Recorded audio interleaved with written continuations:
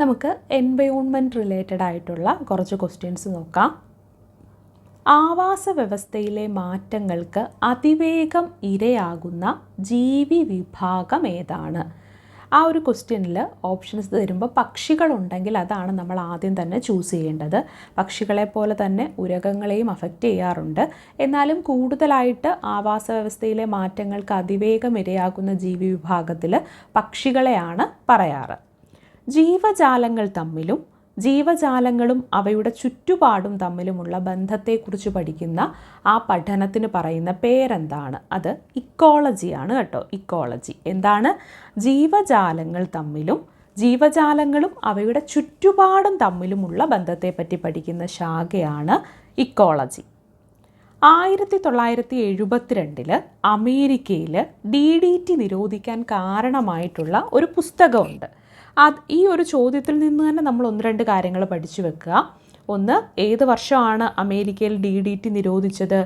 DDT നിരോധിച്ചത് 1972 1972 അമേരിക്കയിൽ DDT നിരോധിക്കാൻ കാരണമായ പുസ്തകമാണ് നിശബ്ദ വസന്തം, അല്ലെങ്കിൽ സൈലന്റ് സ്പ്രിംഗ് എന്ന് പറയും.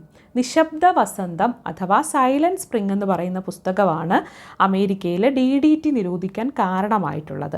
ഈ പുസ്തകം എഴുതിയത് റേച്ചൽ കാർസൺ ആണ് കേട്ടോ. റേച്ചൽ കാർസൺ എഴുതിയ പുസ്തകമാണ് ഈ സൈലന്റ് സ്പ്രിംഗ് അഥവാ നിശബ്ദ വസന്തം എന്നുള്ളത്.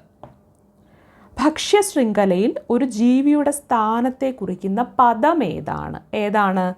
ഭക്ഷ്യശൃംഖലയിൽ ഒരു ജീവിയുടെ സ്ഥാനത്തെ കുറിക്കുന്ന പദം പോഷണതലം എന്നതാണ്. പോഷണതലം.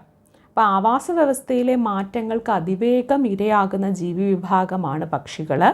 ജീവജാലങ്ങളും അവയുടെ ചുറ്റുപാടും തമ്മിലുള്ള ബന്ധത്തെക്കുറിച്ച് പഠിക്കുന്ന പഠനം എന്താണ്? അതും ഇക്കോളജിയാണ്. 1972 അമേരിക്കയിൽ DDT നിരോധിക്കാൻ കാരണമായ പുസ്തകം ഏതാണ്?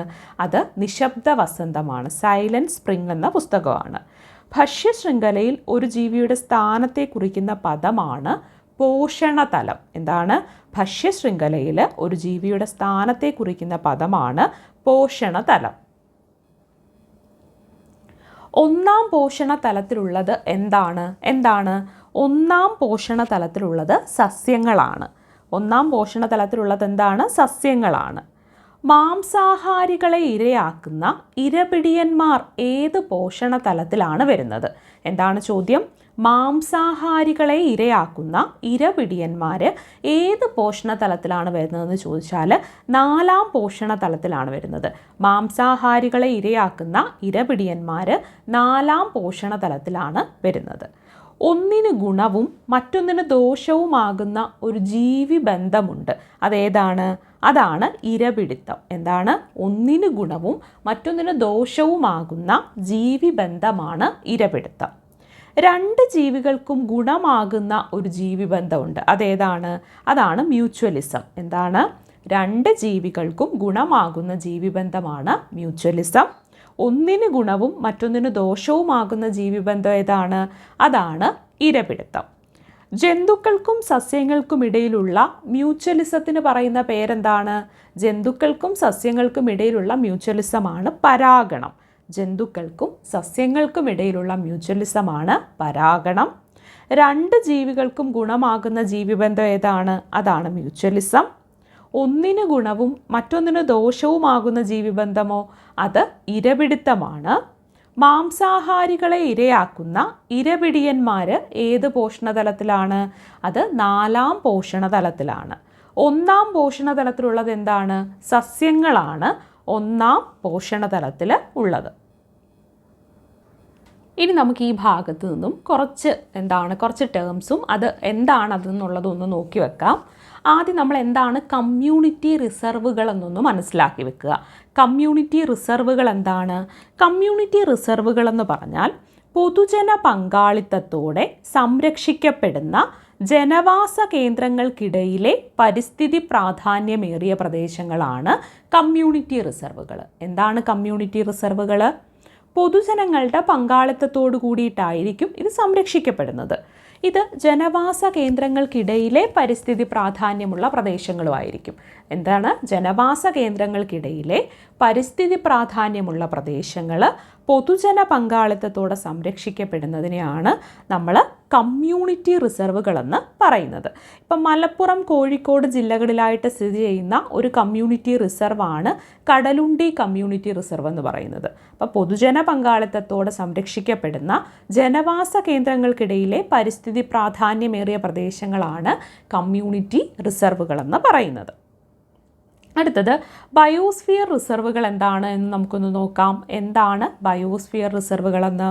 ബയോസ്ഫിയർ റിസർവുകളെന്ന് പറഞ്ഞാൽ ലോകത്തിലെ പ്രധാനപ്പെട്ട ആവാസ വ്യവസ്ഥകളെയും ജൈവ വൈവിധ്യത്തെയും അതുപോലെ ജനിതക സ്രോതസ്സുകളെയും സംരക്ഷിക്കുക എന്ന ഉദ്ദേശത്തോടു കൂടി സ്ഥാപിക്കപ്പെട്ടിട്ടുള്ള വിശാലമായ ഭൂപ്രദേശങ്ങളാണ് ബയോസ്ഫിയർ റിസർവുകൾ. ലോകത്തിലെ പ്രധാനപ്പെട്ട ആവാസ വ്യവസ്ഥകളെയും ജൈവ വൈവിധ്യത്തെയും അതുപോലെ ജനിതക സ്രോതസ്സുകളെയൊക്കെയും സംരക്ഷിക്കുക എന്ന ഉദ്ദേശത്തോടു കൂടിയിട്ട് സ്ഥാപിക്കപ്പെട്ടിട്ടുള്ള വിശാലമായിട്ടുള്ള ഭൂപ്രദേശമാണ് ബയോസ്ഫിയർ റിസർവുകൾ എന്ന് പറയുന്നത്. കേരളത്തിലെ എന്താണ് പ്രധാനപ്പെട്ട ബയോസ്ഫിയർ റിസർവുകൾ ഏതൊക്കെയാണെന്ന് ചോദിച്ചാൽ നീലഗിരി, അഗസ്ത്യമല, ഇതൊക്കെ കേരളത്തിലെ പ്രദേശങ്ങൾ കൂടി ഉൾപ്പെട്ടിട്ടുള്ള ബയോസ്ഫിയർ റിസർവുകളാണ്.